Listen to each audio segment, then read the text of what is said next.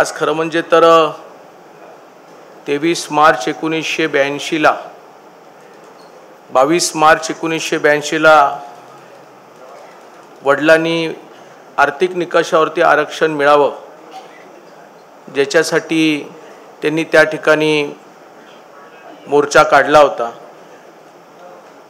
आणि अशा मोर्चा काढल्यानंतर महाराष्ट्रातील असणाऱ्या तळागाळातील असणाऱ्या मोठ्या संख्येने जमलेले त्यावेळेला न आरक्षणामध्ये असणारा समाज मोठ्या प्रमाणामध्ये महाराष्ट्रातला मराठा समाज आणि माथाडी कामगार होता आणि अशा परिस्थितीमध्ये अण्णासाहेबांनी जे मुद्दे मांडले होते हे मुद्दे राज्य सरकारला पटत असून देखील पण काही पक्षाच्या धोरणाच्या विरोधात होते आणि म्हणून अण्णासाहेबांना किंवा त्या मोर्चेकऱ्यांना योग्य न्याय त्यावेळेला मिळाला नाही आणि वडिलांनी तो कठोर निर्णय घेतला। खरं म्हणजे आमच्या जीवनातला आजचा हा काळा दिवस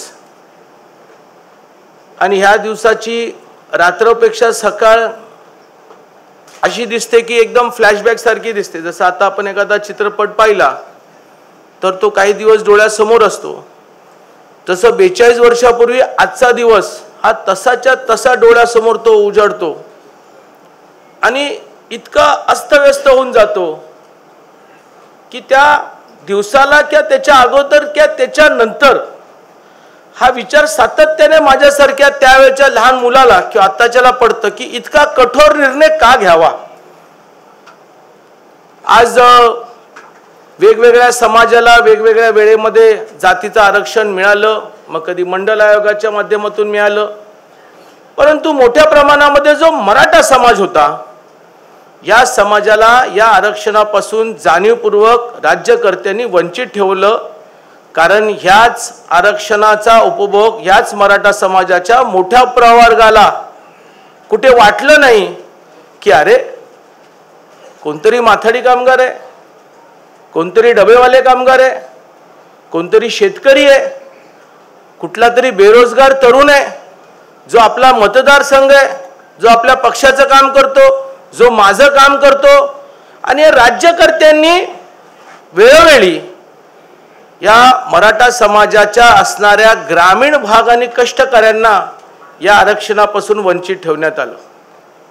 आज ज्याला महाराष्ट्रामध्ये आम्ही दौरे करतो त्यावेळची परिस्थिती फारच बिकट आहे। म्हणजे मनोज जरांगेंच्या अगोदर स्वर्गीय विनायकराव मेटे कित्येक वर्ष लढले, देवीदास वरजेट सर ज्यांची माझी कधी प्रत्यक्षात भेट झाली नाही, मराठवाड्याचा त्यावेळचा एक प्राध्यापक, आणि त्याच्यानंतर अण्णासाहेब जावळे, असंख्य मराठा चळवळीमध्ये काम करणाऱ्या लोकांनी योगदान खास करून मराठवाड्यातल्या लोकांनी दिलं की ज्या मराठवाड्यामध्ये गरिबी आहे। आमचा सातारा काय सुजलाम सुफलाम आहे, सांगली सुजलाम सुफलाम आहे, सोलापूर त्याच्यानंतर कोल्हापूर याच्यामध्ये झळ दिसत नाही, नाशिकमध्ये पण एवढी झळ दिसत नाही, उत्तर महाराष्ट्रामध्ये। याचं कारण काय तर आमच्याकडे कोयना धरण आहे, ऊस आहे, ऊस उत्पादक शेतकरी आहे, आमच्याकडे साखर कारखाने आहेत, आमच्या भागामध्ये एक विजन होतं लोकांचं, कारखानदार आला, पाणी साठवण्यात आलं, वेगवेगळ्या योजना आल्या, माथाडी कामगार कायदा पण आहे, एक कारणीभूत आहे, तुमचा डबेवाला कामगार आहे जो काबाड कष्ट करत होता मुंबईला, पण ह्या मराठवाड्यामध्ये अशी परिस्थिती नाही। आणि म्हणून अण्णासाहेबांनी त्या दिवशीची घेतलेली टोकाची भूमिका, ज्या टोकाच्या भूमिकेमुळे परिवाराला सगळ्यात मोठा धक्का बसला, तो भूतकाळामध्ये कधीच तो सावरून त्या ठिकाणी आला नाही। कधी कधी आम्ही भावना व्यक्त करत असताना फार गंभीर होतो, कारण एखाद्या घरातला कर्ता पुरुष ज्या वेळेला जातो त्यावेळेला 42 मराठा बांधवांच्या घरामध्ये जी परिस्थिती होती त्याच्यापेक्षा वाईट परिस्थिती आमची झाली होती। संघटनेमध्ये असणारा परतचा निर्माण झालेला वादविवाद, संघटनेमध्ये खुर्च्यासाठी लढाई, व निवडणुकीला सामोरं जात असताना स्वर्गीय शिवाजीराव पाटील साहेबांनाही त्यामध्ये फार मोठं तारंबळ झाली होती, वस्तुस्थिती होती, काय काय कारण कोण कोण होते ते सगळं आपल्याला माहिती आहे। आणि अशा परिस्थितीमध्ये स्थिर संघटना निर्माण करणं, मराठा नाही तर माथाडी कामगारांना तरी न्याय देणं, ही फार मोठी जबाबदारी स्वर्गीय शिवाजीराव पाटील साहेबांच्या खांद्यावर त्यावेळेला पडली होती, ज्याची साथ त्या काळातील सगळ्यांनीच त्या ठिकाणी दिली. आज माथाडी चळवळीमधल्या प्रसंगाबद्दल शिंदे साहेबांनी भाषण करत असताना मला आश्चर्य वाटतं की राज्य सरकारचं वारंवार धोरण कामगार विरोधी का आहे? का आम्हाला शाबीरबाई शेखची आज आठवण येत नाही? का आम्हाला आमचे त्यावेळचे असणारे अरुण मेहता आठवत नाही? का कधीतरी हसन मुश्रीफ किंवा गणेश नाईक साहेब, ज्या गणेश नाईकांनी कामगार मंत्री असताना नवी मुंबईमध्ये या माथाडी कामगार उद्या यदाकदाचित माझा स्पर्धक होऊ शकतो, परंतु तसा विचार न करता या माथाडी कामगारांना अण्णासाहेबांच्या वेळोवेळी कार्यक्रमाला उपस्थित राहून त्यांना न्याय देण्याचं काम केलं. आज या राज्यकर्त्यांमध्ये भूमिका काय झालेली आहे? देवेंद्रजींसारखा एक नेतृत्व 2016ला आम्हाला मिळालं, त्याच्यामुळे काही प्रमाणामध्ये आम्ही तारलो गेलो. किंबहुना कालचा जो निर्णय झाला 34 माथाडी बोर्डाचा, जे विधेयक आलं ते विधेयक थांबवण्याचं काम आदरणीय देवेंद्र फडणवीस साहेबांनी एकनाथ शिंदे साहेबांच्या माध्यमातून केलं. त्याला सभागृहामध्ये मान्यता मिळाली. काल परवा जे आंदोलन झालं त्या आंदोलनाला ही देवेंद्र फडणवीस साहेबांनी बैठक सभागृहामध्ये बोलवली. त्या सभागृहाच्या बैठकीमध्ये त्यांनी स्पष्ट सांगितलं की 4 भिंतीच्या बैठकीमध्ये त्यांनी स्पष्ट सांगितलं की काही कामगार चळवळीतले नेतेच कारखानदारांकडे जाऊन जर कॉन्ट्रॅक्ट घेत असतील किंवा काही कामगार नेते माथाडी कायद्याच्या नावाखाली जर खंडणी गोळा करत असतील तर आम्ही काय करायचं? आम्हाला जर कारखानदारांनी याद्या दिल्या खंडणीखोरांच्या, आम्हाला जर कारखानदारांनी याद्या दिल्या तुमच्याच काही कामगार नेत्यांनी घेतलेल्या कॉन्ट्रॅक्टरांच्या, तर मग आम्ही काय निर्णय घ्यायचा? ही गांभीर्य त्यावेळेला कुणी घेतलं का नाही घेतलं माहित नाही, परंतु देवेंद्र फडणवीस साहेबांनी एक वचन आमच्याकडनं घेतलं की तुम्हीच कामगार नेत्यांनी याच्यामध्ये जर मार्ग काढला तर आम्ही काहीतरी याचा विचार करू, नाहीतर 34 नंबरचं विधेयक हे अटळ आहे. आणि म्हणून ज्या समितीचे गठन केलं, त्या गठन करत असतानाही देवेंद्र फडणवीस साहेबांनी स्वतः निर्णय न घेता राज्याच्या मुख्यमंत्र्यांकडे आम्हाला ताबडतोब हातात धरून नेलं. मुश्किल होतं. मुख्यमंत्र्यांची गर्दी बळवंतराव पवारांनी बघितली, गुलाबराव जगतापांनी बघितली, अविनाश रामिष्ठ यांनी बघितली आणि उभे चर्चा केली. जी बैठक 2:30 वाजता लागणार होती ती बैठक 12:15 वाजता उभे घेतली आणि दोघांनी एकमत केलं की या राज्यामध्ये अण्णासाहेबांच्या कायद्याला धक्का लावण्याची आमची बिलकुलही मनसुबा नाहीये, परंतु जर ह्याच्यामध्ये गुंड प्रवृत्तीची लोक जर थांबली नाही तर आम्हाला या कायद्यामध्ये बदल करावा लागेल. हे स्पष्टपणे का भूमिका घेतली आणि त्या समितीचं गठन केलं. आता आपली जबाबदारी काय आहे? कालच्या आमच्या ग्राहक पतपेढीच्या आमच्या कालच्या युनियनच्या कार्यकर्त्यांच्या बैठकीमध्ये ज्यावेळेला आम्ही उपस्थिती घेतली की साधारण 1800 ते 2000 फक्त टोळ्या युनियनचे सभासद आहेत आणि प्रत्यक्षामध्ये उपस्थित घेतल्यानंतर लोकांनी आत्मचिंतन केलं पाहिजे की आपण संघटनेसाठी किती योगदान देतोय, आपण संघटना म्हणून किती काम करतोय. एखाद्या टोळीचा प्रसंग आला, ती टोळी युनियनच्या कार्यालयामध्ये येते, आपला प्रश्न मिटला की गेले गावाला, गेले परत गोडाऊनमध्ये, कोणी बघायला तयार नाही. आज माथाडी कामगार संघटनेची चळवळ कशा प्रकारे वाढल्या लागली तर मालकांच्या बाजूने जायला लागलेली. आज असा वर्ग निर्माण झाला मालकांमध्ये की जो म्हणतो की बोर्डाच्या रेटपेक्षा कमी काम करणार का, लेवी न घेता काम करणार का, नाही काम करणार, ठीक आहे मी अनरेस्ट कामगार आणतो आणि 2 महिने 3 महिने 6 महिने वर्षभर तो कामगार तो म्हणतो अरे अण्णासाहेबांचा कायदा, लेवी घेतली पाहिजे, प्रॉव्हिडंट फंड मिळाला पाहिजे, ग्रॅज्युटी मिळाली पाहिजे, बोनस मिळाला पाहिजे. आणि मग त्या बिचाऱ्या कामगाराला एकतर कुठल्या तरी गुंडांच्या माध्यमातून हाणलं जातं, मारलं जातं, त्यांच्यावरती खोने पोलीस स्टेशनच्या माध्यमातून गुन्हे दाखल झाले जाते. किंवा मग चेअरमन मीटिंग लावतो आणि चेअरमन सांगतो अरे तुम्ही काहीतरी कॉम्प्रोमाइज करा, तुम्ही मजुरीचा दर कमी करा. आणि त्यावेळेला माथाडी कायद्यामध्ये ज्याचा अभ्यास फार सगळ्यांचा दांडगा आहे की जर मालकाने माथाडी बोर्डामध्ये पैसे भरले नाहीत तर त्याच्यावरती रिकव्हरीचा कायदा लागू करू शकतो, तिथं आम्ही पण दिरंगाई करायला लागलेलो आहोत। ही वस्तुस्थिती आहे।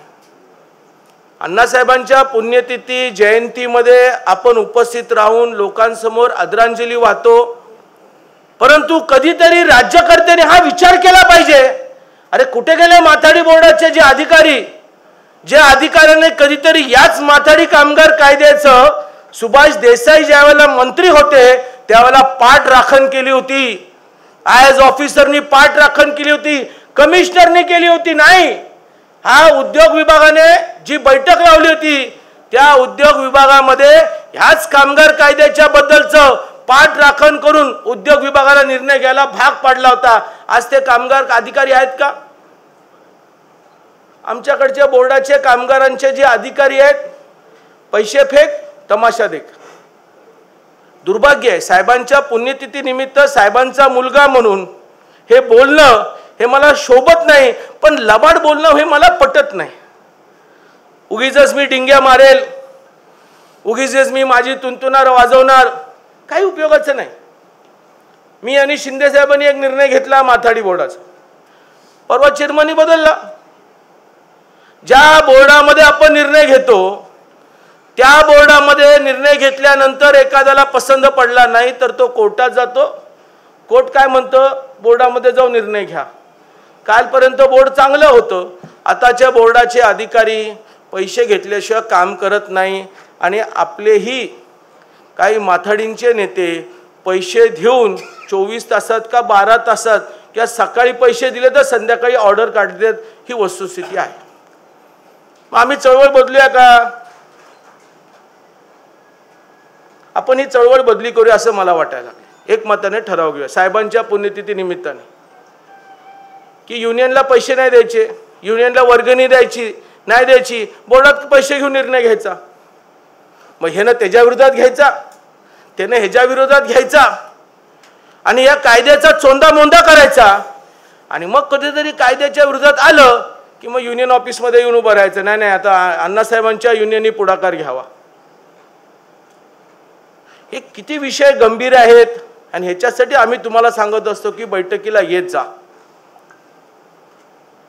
कामगार चळवळीमध्ये ह्याच्यापेक्षा वाईट दिवस कुणामुळे आले ते माहीत नाही, कोण नेतृत्व आहे ते माहीत नाही, पाठ राखण करणारा मुख्यमंत्री किंवा उपमुख्यमंत्री आज आहे उद्या आहे का मला तो माहीत नाही, पण आपण कुठे आहोत हा विचार करण्याची भूमिका आपल्यामध्ये असणं फार गरजेचं आहे। दुर्भाग्याने परिस्थिती इतकी हळूहळू बिकट होत चाललेली आहे की मलाही कधी कधी वाटायला लागले की आता मी थांबलं पाहिजे, कारण आता संघटनेची वाटचाल अशा उद्योगपत्यांच्या बाजूने जायला लागलेली आहे की जे बोर्डामध्ये पैसेच भरत नाहीत, जे लेवीज देत नाहीत आणि जो कामगार 2-2, 3-3 वर्ष म्हणतो की नाही अण्णासाहेबांच्या विचाराच्या कायद्याचा मी वापर करेल, मी बोर्डामध्ये पैसे घेईल, मी बोर्डामध्ये पगार घेईल, तो पण आता हतबल झाला, तो पण आता कुठेतरी गळायला लागलाय। 1.5-1.5, 2-2 वर्ष पगार नाही आहेत आणि ह्याला आम्ही डोळे उघडे करून बघणार, मग एक जण लढणार एक जण पाठराखण करणार मालकाची। कामगारांच्या नेत्यांमध्ये इतका वाढ झालेला आहे, प्रचंड वाढ झालेला आहे। आता आमचा भाजीपाला मार्केट घ्या ना, एक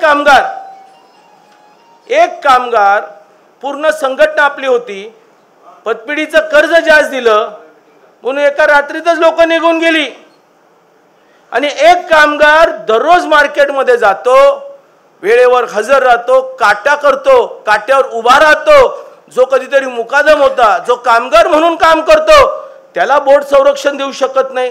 कुठे गेला आमचा कायदा? आमच्या गृहामध्ये व्यापाऱ्यांनी व्यवसायामध्ये परिवर्तन केलं, गलतान बारदार येत होतं म्हणजे सुतळीचं, त्यात प्लास्टिक आणलं। परवाचा एक व्हिडिओ महाराष्ट्राने पाहिला की एक बाई बिचारी अडकली, लाट तिच्या अंगावर पडला। अरे पण त्या व्यापाऱ्यांची काही जबाबदारी आहे का नाही? अन्नधान्य मार्केटची काही जबाबदारी आहे का नाही? 14 मार्केटच्या व्यापाऱ्यांची काही जबाबदारी आहे का नाही? कांदा बटाटा पण गलतान बारबारमध्ये जातो, आता सुतळीच्या प्लास्टिकच्या ह्याच्यात बारदारमध्ये येतो। कामगारांचं काही आयुष्य आहे का नाही? पण काय झाले, व्यापारी वर्गही या भूमिकेमध्ये आलेला आहात. तुम्ही करताय तर करा, नाहीतर आम्ही वेअरहाऊसला माल टाकतो. आणि वेअरहाऊसमध्ये आपलाच एखादा वारणार, आपलाच एखादा मार्केटचा कामगार कमी मजुरीमध्ये काम करत असतो, जो बोर्डामध्ये पैसे भरत नाही, जो रोकडीमध्ये घेतो. कसं आपण स्वर्गीय आमदार अण्णासाहेब पाटलांना अभिवादन करायचं? कुठल्या तोंडाने करायचं की साहेब आम्ही तुम्हाला अभिवादन करतो, तुम्ही इतका चांगला कायदा बनवला, पण आताच्या पिढीला तुमच्या कायद्याची फक्त नावापुरती गरज आहे, पण प्रत्यक्षामध्ये बोर्डात पैसे भरायची आम्हाला गरज वाटत नाही. ही वस्तुस्थिती आहे. आम्ही अपेक्षा करतो की कधीतरी लढाई संपेल, कधीतरी न्याय मिळेल, पण गेल्या 2 ते 3 वर्षामध्ये हे इतकी परिस्थिती बिकट होत चाललेली आहे. मग पुण्याचा विषय असू दे, आमचा मुंबईचा विषय असू दे, आमचा कुठलाही विषय असू दे, अरे ज्या माथाडी कामगारांच्या मुलांना प्राधान्य मिळत होतं, आज तिथं कामगार विभाग हे काय म्हणतात त्याला, जाहिरातीतून माणसं भरणार आहे आणि आम्ही बघायची भूमिका घेणार आहे. म्हणजे ना कामगार विभागाला काय पडलेली आहे. मला तर कधी कधी वाटतं, आता हा जो कार्यक्रम आहे हा टीव्ही चॅनलवाले पण बघतात ऑनलाईन, मला तर कधी कधी वाटतं ना की आपण त्या कामगार विभागातल्या लोकांना पैसे देऊनच काम केलं पाहिजे. जाऊ दे बाबा, हे पैसे घे पण भीक नको, पण पुत्रावर. म्हणजे हे पैसे घे पण आम्हाला न्याय दे. डोकं तुम्ही हलवताय, पण हे तुम्हाला पटणारी गोष्ट आहे का? पोलीस डिपार्टमेंटमध्येही वाईट परिस्थिती आहे. खोटे गुन्हे दाखल होतात काबाड कष्ट करणाऱ्या कामगारांचं, ज्याचं कोणीच वाली नाहीये. कामगारांमध्ये न्याय मिळत नाही. आणि आपण फक्त अण्णासाहेबांचं खरंच कौतुक करतो, पण ते कौतुक करत असताना कुठेतरी आत्मपरिश्रम करतो का? की ज्या चळवळीतून आपण जन्माला आलो त्या चळवळीला आपण खरंच स्वतःचा जीव धोक्यात ठेवून काम करतो का? ही गोष्ट खरी आहे. प्रत्येकाने या संघटनेमध्ये वेळोवेळी राजकारणामध्ये आपापली पदं जबाबदाऱ्या मोठ्या केल्या, पण समोर बसणारा जो सामान्य कामगार आहे याच्यासाठी आपल्याला वेळ आहे का? हा आत्मचिंतन करण्याचा वेळ आहे. आणि म्हणून कधी कधी या माझ्या वडिलांना बघतो, विचार करतो, मी सल्यूट करतो यांना. अक्षरशः मी म्हणतो, अरे काय व्यक्तिमत्व आहे रे. माझ्यासारखा एक तरुण मुलगा एक पाहतो की काँग्रेसचे यशवंतराव चव्हाणांच्या जवळची माणसं, काँग्रेस पक्षातल्या इंदिरा गांधी मुंबईला आले की त्यावेळेला माथाडी कामगार गर्दी गोळा करायला आणि आमचा गिरणी कामगार गर्दी गोळा करायला. त्याच्यानंतर शरद पवार साहेबांसारखं त्यावेळेचं तरुण नेतृत्व ज्यांनी अण्णासाहेबांच्या विविध कार्यक्रमामध्ये उपस्थित राहून अण्णासाहेबांची चळवळ त्यांनी पाहिली. विधान परिषदेची आमदारकी, मुंबईमध्ये कुस्ती महासंघ, काँग्रेसचे अध्यक्ष, त्याच्यानंतर इंटकचे, एवढं होऊन पण जर टोकाची भूमिका घेत असतील तर त्यांना या चळवळीमधलं किती मर्म असेल हे 42 वर्षापूर्वी जे त्यांच्या लक्षात आलं, त्यांनी कठोर निर्णय घेतला. मग आजचे राज्यकर्ते आणि कामगार नेत्यांची भूमिका आज काय आहे हे आत्मचिंतन करायची गरज या ठिकाणी आहे. जरंगेंचं आंदोलन, ज्या आंदोलनाला पाठबळ देत असताना आजपर्यंत जेवढी आंदोलनं नवी मुंबईच्या दिशेने गेलेली आहेत तिथं अण्णासाहेबांचा माथाडी कामगार खंखरपणे उभा राहिला. मग 2014ला आम्ही ज्या वेळेला मस्जिद बंदरवरून आझाद मैदानला निघालो त्यावेळेला अण्णासाहेबांचा माथाडी कामगार निघाला. त्याचं नेतृत्व जरी कुणी केलं असलं तरी अण्णासाहेबांचा माथाडी कामगार गेला. ही जमेची बाजू त्यावेळेला होती.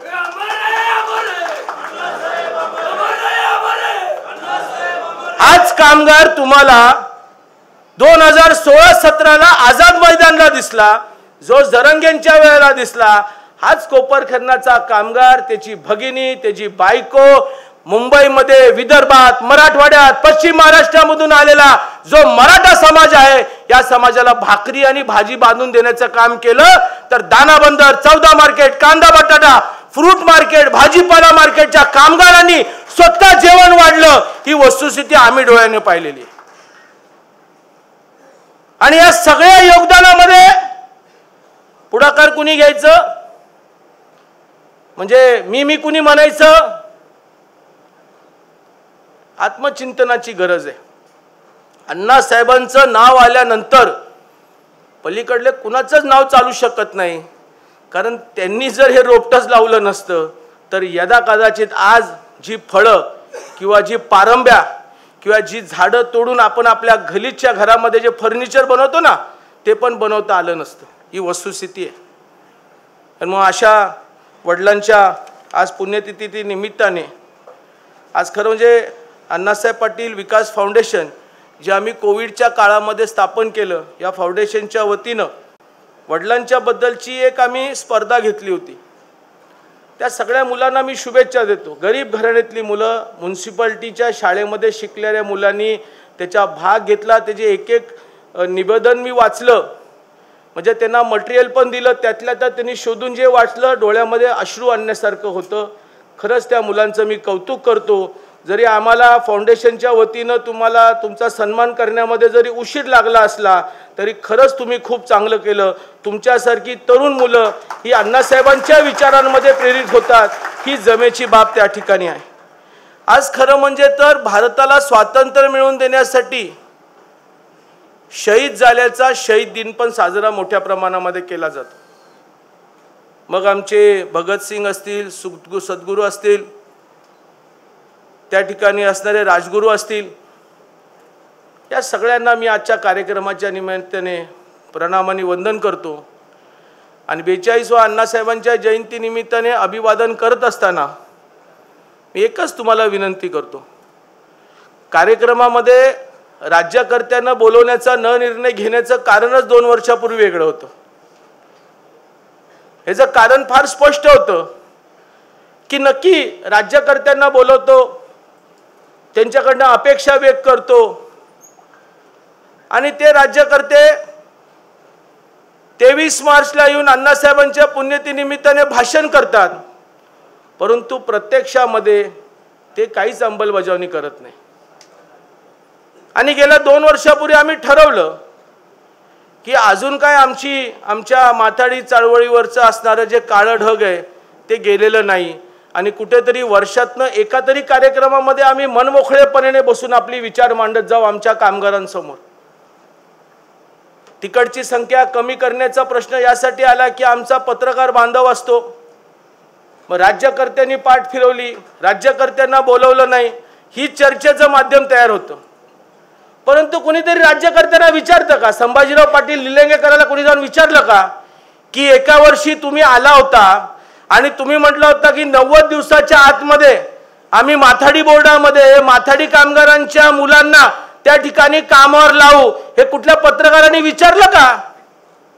कधीतरी एकनाथ शिंदे साहेबांना कोणी विचारलं का? तुम्ही 25 सप्टेंबरला गेलात, कधीतरी देवेंद्र फडणवीस साहेबांना विचारलं का? किंवा आज अजितदादा पवारांना कोणी विचारलं का पत्रकारांना? अरे अण्णासाहेबांच्या जयंतीला वर्षोवर्षी जात होता, पण आज तो माथाडी चळवळ अडचणीमध्ये आली तर तुमची भूमिका काय ह्यामध्ये? म्हणून ठरवलं की 25 सप्टेंबर हे साहेबांचा वाढदिवस, साहेबांच्या वाढदिवसाच्या निमित्ताने आम्ही जरा जल्लोषात साजरा करू. पण पुण्यतिथी ही भावना, ही आमची कौटुंबिक भावना आहे, ही आमच्या कौटुंबिक वेदना आहेत, हे आम्ही आमच्याच घरामध्ये बसून त्याच्यामध्ये चिंतन मिंतन करू की आमची आजची परिस्थिती, आमची आजची चळवळ ही कुठल्या दिशेला चाललेली आहे. आणि म्हणून माझी आपल्या सर्व कामगार कार्यकर्त्यांना विनंती आहे, प्रत्येकाला असं वाटतं की आज इथं नेतृत्व वाढत चाललेलं आहे. म्हणजे माथाडी हॉस्पिटलमध्ये हनुमंतराव चांगलं काम करतात, रमेश पाटील चांगलं काम करतात, भारतीताई करतायत, अर्जुन करतायत, आनंद करतायत, नवीन पिढीने इतकं मोठं योगदान देतात या माथाडी चळवळीमध्ये. मला तर वाटायला लागले आनंद. आता मीच म्हटलं, माझ्यात असं ठरायला लागलं की मला आता जरा या सगळ्यांकडनं युनियन चळवळ कशी चालवली पाहिजे शिकलं पाहिजे. कारण कधी कधी एवढं आटापिटा करून पण बोर्डामध्ये ज्या वेळेला हा धंदा होतो त्यावेळेला वाईट वाटतं. चेअरमन पैसे घेतल्याशिवाय कामगाराला न्याय देत नाही त्यावेळेला वाईट वाटतं. आणि आमच्या सगळ्या संघटनेच्या पदाधिकाऱ्यांकडनं शिकायची वेळ आहे. माझ्यासारख्या लहान कार्यकर्त्याला शिंदे साहेबांकडनं शिकलं पाहिजे, जगतापांकडनं, चंद्रकांत पाटील, रविकांत, सूर्यकांत, मनोज पाटील, मनोज जामसुदकर, कधीतरी वसंतराव मानकुमरे, की कसं कामगाराला न्याय द्यायचा पैसे न घेता. हे आम्हाला कोणीतरी टॉनिक सांगा. हे कुणीतरी आम्हाला मंत्र सांगा. जर मालक कामगारांना देशोधडीला लावत असेल तर मग 10 रुपयामध्ये काम करायचं का बोर्डाच्या मजुरीप्रमाणे काम करायचं? आणि बोर्डामध्ये जर मालक भरतच नसेल तर मग काय करायचं? कॉन्ट्रॅक्ट घ्यायचं का त्या मालकाला सांगायचं नाही नाही आम्ही लढणार, आम्ही तुझ्या विरोधात लढणार, पण खऱ्या कामगाराला न्याय देणार? 6-6 महिने कामगाराच्या बोर्डामध्ये हातामध्ये पगार जात नसतील, मग तो मराठी असू, भैया असू, कुठलाही समाज असू, मग त्यांच्याबद्दलची भूमिका काय घेणार? मला शिकलं पाहिजे या लोकांकडनं. कारण मागच्या काही वर्षापासून मी काही लोकांच्या विरोधामध्ये, कॉन्ट्रॅक्टरांच्या विरोधामध्ये भांडत असताना मला कुठेतरी वाटतंय की मला आता अजून माझ्या ज्ञानात भर पडणं गरजेचं आहे. काहीतरी असं वाटतं कामगार मंत्र्याकडे जावं, त्यांना विचारा साहेब आमच्या वारणारांची काय चूक झाली? तुम्ही अचानकपणे बाजार समितीमधून वारणारच काढायचं ठरवला. मग तुम्हाला आम्ही एकेकाळी 2-2 हजार रुपये गोळा केले होते, मग तुम्हाला 10-10 हजार रुपये गोळा करू का? तुमच्या निवडणुकीमध्ये पैसे कमी पडतात का? आमच्या माथाडी कामगारांच्या मुलांना माथाडी म्हणून प्राधान्य द्या. किती रुपयाचा दर काढायचा? या लाजाने आम्ही बोलायचं का? अरे आम्हाला लाज वाटली पाहिजे. आणि म्हणून मला जिथे लाज वाटते ना तिथं मला रस राहतात.